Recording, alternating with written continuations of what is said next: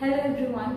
सो आप में से बहुत लोग ऐसे होंगे जिनको बहुत सारे कॉम्पिटिटिव एग्जाम क्लियर करने हैं एंड उनका एक कॉमन फियर होता है and that fear is connected with English and English grammar. Of course जब मैं इंग्लिश की मैं बात कर रही हूँ तो ऑफ कोर्स सबसे पहले दिमाग में आता है ग्रामर, क्योंकि मैक्सिमम जो ग्रामर होता है वो तभी ही पूछा जाता है when you are appearing for any competitive exam, whether it be a banking exam, whether it be a law entrance exam or whether it be any such level exam। ठीक है, तो आज हम सबसे पहले बात करते हैं तो बेसिक ग्रामर से हम स्टार्ट करेंगे।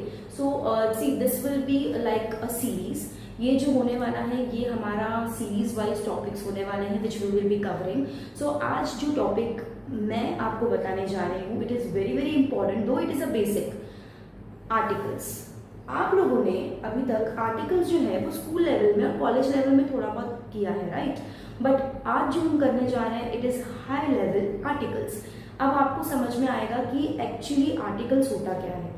ग्रामर होता है, हम सब उसको मगअप करते हैं और just for the sense of कि नहीं एग्जाम है इसलिए मैं उसको रट्टा मार देती हूँ या मार देता हूँ so that it will become more easier for me to give it a try in the exam. लेकिन अब भी हमें ऐसा नहीं करना है। We need to understand the reason behind these terms. ठीक है, जब आपको रीजन पता चल जाएगा you will easily clear all the topics related to English. तो सबसे पहले मैं आपको यहाँ पे स्टार्ट करने से पहले एक बात बताना चाहूंगी कि what happen is people are having this myth कि हिंदी जो है वो मुझे क्विट करनी चाहिए, इंग्लिश में बात करनी चाहिए, तो मैं इंग्लिश जल्दी से सीखूंगा या सीखूंगी और वहाँ पे मैं ग्रामर बहुत अच्छे से दे पाऊंगा या दे पाऊंगी। तो ये मिथ आप पहले निकाल दीजिए अपने अंदर से। What I give to my students, what message I provide them is English अच्छे से आने के लिए पहले हिंदी अच्छे से बोलना सीखो। इसका एक बहुत बड़ा रीजन है। ठीक है, अगर आपको हिंदी आएगी तभी तो आप दिमाग में उसको एलॉबरेट करोगे इन इंग्लिश। सो अब इंग्लिश में इलॉबरेट करने के पीछे आप क्या करते हो, you make silly mistakes. See I always even say that English is related just like maths. Okay, it is related to maths only. Maths में अगर आप फॉर्मूला लर्न करते हो तब आपको इजीली समझ में आता है वो सम। एक स्टेप गलत करते हो तो पूरा सम गलत हो जाता है। उसी तरह से when you make grammatical mistakes in English grammar आप समझ जाओ कि वहां पे आपका सिली मिस्टेक की वजह से, स्मॉल एरर की वजह से मार्क्स वहां पे कट हो जाते हैं। तो आज मैं आपको थोड़ा टिप्स एंड ट्रिक्स सिखाऊंगी। Let's start with the session that is articles. So देख लेते हैं आर्टिकल्स। अच्छा, आर्टिकल्स में जो आप देख रहे हैं ना, definite, indefinite, consonants, these all are the determinants. Articles के अंदर इन सबको क्या कहा जाता है? डिटर्मिनेंट्स कहा जाता है। ओके, डेफिनेट के अंदर द आता है, ये हम सबको पता है। इनडेफिनेट के अंदर we use a and an, we all know why we use an. अच्छा, ये मैंने बोर्ड पे नहीं लिखा है बिकॉज आई नो कि बहुत लोगों को इसके बारे में ऑलरेडी पता है। शायद बहुत लोग ये भी सोच रहे होंगे कि ये क्या सीधी सा टॉपिक ले लिया है, it is very easy, we know that in our school level. So नहीं, मैं आपको बता दूं, आपने स्कूल में अभी तक सिर्फ इतना पढ़ा होगा कि A E I O U, those are the vowels and those are related to what? Related to your indefinite articles. But क्या आपको पता है वो वॉवल्स के पीछे का रीजन क्या है? नहीं पता है तो प्लीज देखिए इसे पूरा। ओके, सो कॉन्सोनेंट्स के बारे में पहले मैं बात कर लेती हूँ। कॉन्सोनेंट्स का यहाँ पे समझने के लिए what are consonants, first let's move again to definite articles that is the. हमें इतना तक पता है, जो भी मैंने बोर्ड पे लिखा है उसका एक ही रीजन है that these all things you already know. So what you don't know, let's start with that. Definite में द आता है, लेकिन द आने का भी एक रीजन होता है, राइट? सो बहुत लोग ये पूछते हैं कि द सिर्फ द ही क्यों आता है, why we can't use an in that also. So मैं आपको बता दूं, पहली बात, जब कोई प्रॉपर नाउन आता है, okay, when a proper noun is mentioned, of course singular noun बोलेंगे या प्लूरल नाउन बोलेंगे तो वहां पे आपको सिंगुलर नाउन में बात कर लेंगे तो वहां पे अ ही लगता है, एंड अगर कोई वॉवल का वर्ड आया तो आपको एन लगाना है। बट अगर प्लूरल आ जाता है तो यहाँ पे definite articles is open with singular and plural also. ठीक है, sorry not singular, with proper and plural. Proper और प्लूरल नाउन के साथ डेफिनेट आर्टिकल्स जो है यानी कि द का जो टर्म है वो लगता है।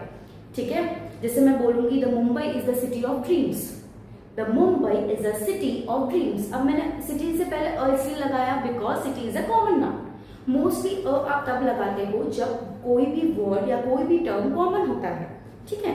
सो अभी आपको ये समझना है कि द का एक प्रॉपर मीनिंग होता है। वो क्यों लगता है?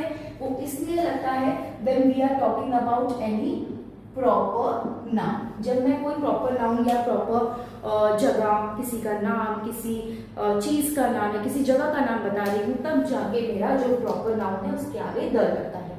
Understood? Next is indefinite articles. Indefinite articles में सो यहाँ पे मैं लिख देती हूँ for a better understanding.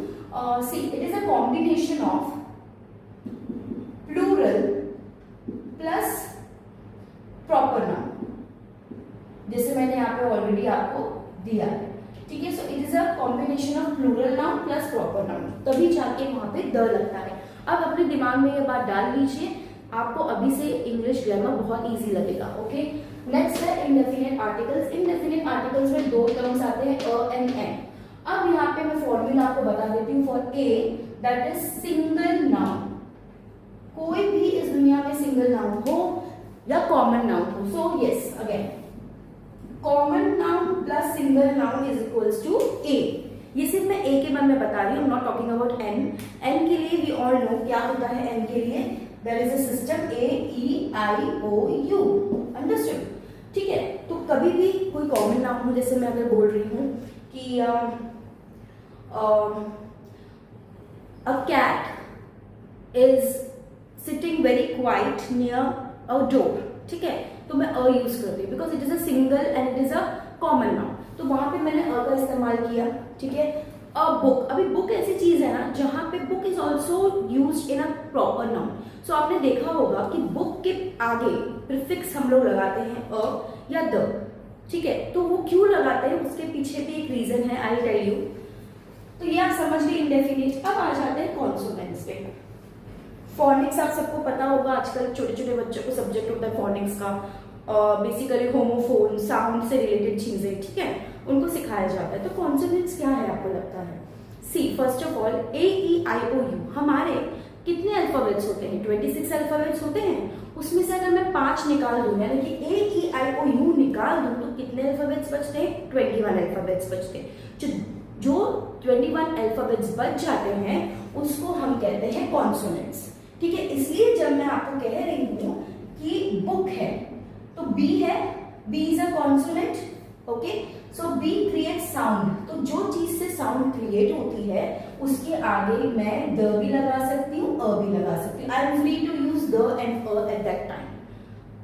M I clear till here? I hope I am clear till here. आपको समझ में आ रहा होगा, नहीं समझ में आ रहा है तो 2-3 बार और देख लीजिएगा ये वीडियो, तो बहुत अच्छे से क्लियर हो जाएगा कॉन्सेप्ट। अब लेटर एच के बारे में बात कर लेते हैं। तो लेटर एच क्या है? Letter H is an exceptional letter. ये क्या है? एक्सेप्शनल लेटर, यानी कि जब एच आता है ना तब हमेशा आप देखिए एन वर्ड यूज होता है। एन क्यों? आप बोलोगे मैम एच तो नहीं है वॉवल, तो एच के आगे हम कैसे लगाएंगे? मैं आपको इसका रीजन दे देती हूँ। सी एन ऑनरेबल जज, ठीक है। अब ऑनरेबल है, आप बोल रहे हो एच, इसके आगे एन नहीं लगना चाहिए, बट लगना चाहिए। क्यों? जब आप ऑनरेबल प्रोनाउंस करते हो ना तो H become silent, and when H become silent O का जो एक वेटेज होता है वो इंक्रीज हो जाता है। जैसे मैं बोलूंगी ऑनरेबल, तो ऑनरेबल में ओ साउंड ज्यादा आ रहा है, right, and O is what? O is again a vowel, तो एन आएगा, means H is again a indefinite article, ठीक है। तो H is an exceptional letter, so it is an interconnection between words and letters that create homophones. Theory of proper noun, single noun, plural noun has been inculcating and merged in this topic, that is articles. Okay, so आज के लिए इतना ही। I hope आपको ये video effective लगा हो। अगर effective लगा हो तो अपने फ्रेंड्स में शेयर कीजिए एंड चैनल को सब्सक्राइब कीजिए ऐसे इंटरेस्टिंग से इंग्लिश के टॉपिक समझने के लिए, सो दैट आपको एग्जाम के लिए और अच्छे से प्रिपरेशंस हो जाए। Thank you so much, keep learning.